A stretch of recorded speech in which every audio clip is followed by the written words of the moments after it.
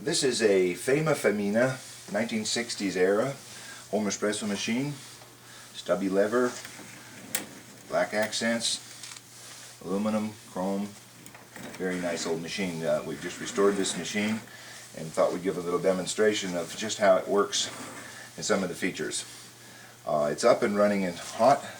We've installed a pressure gauge to the wand so you can demonstrate the pressure behavior on it. It has the power switch is over here. It's on. Over on the other side, this is a dual element machine. It has a low element of 200 watts, which is currently running, and the high element, switched up, is 800 watts for a total of 1,000. Fairly small boiler, so there's a lot of power here.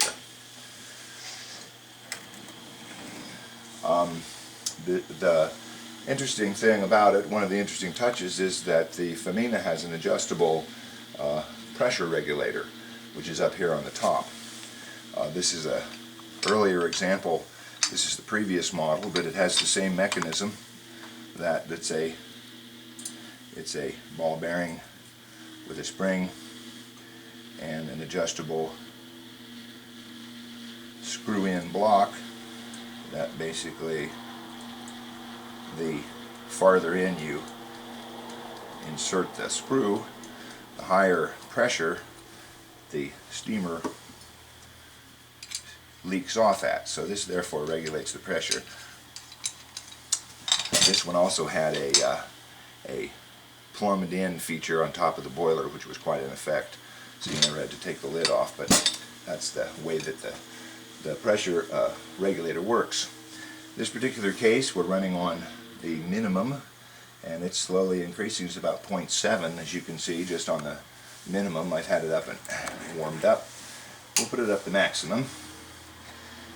When you would use the machine, you would turn it on and then max, so it would heat up as fast as possible. It takes about 20 minutes on just low. It takes about 6 or 7 minutes when you put it on high. You can see and hear there's a bit of vibration and a bit of rumble in there. This ball bearing is constantly spitting off steam. Got it set up at about 1 bar on high, and as you saw, 0.7 bar for our brew pressure on low. And one of those things gets a little crazy, but now we're up here.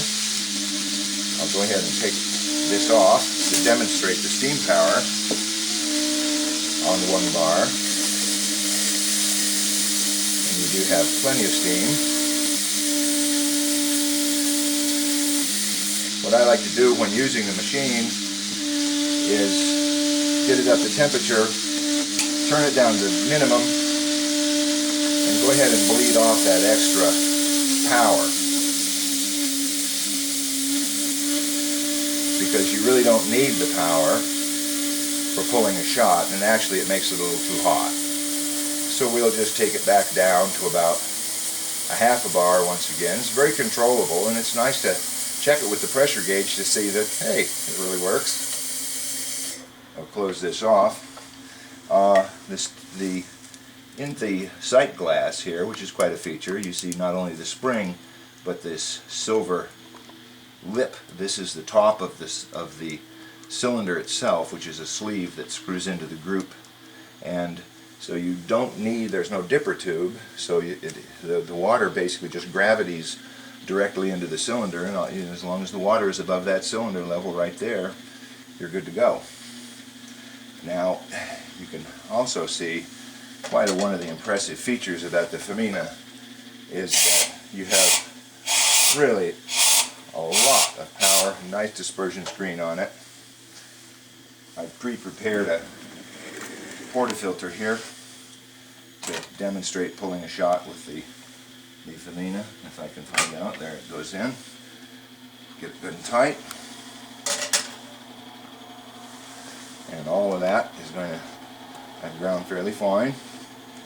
We're just going to hold it here. It's got a real strong spring, so it's good to have a low type counter with this one.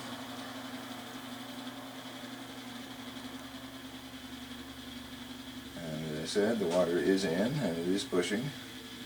I've gone about 10 seconds. That's probably more than enough.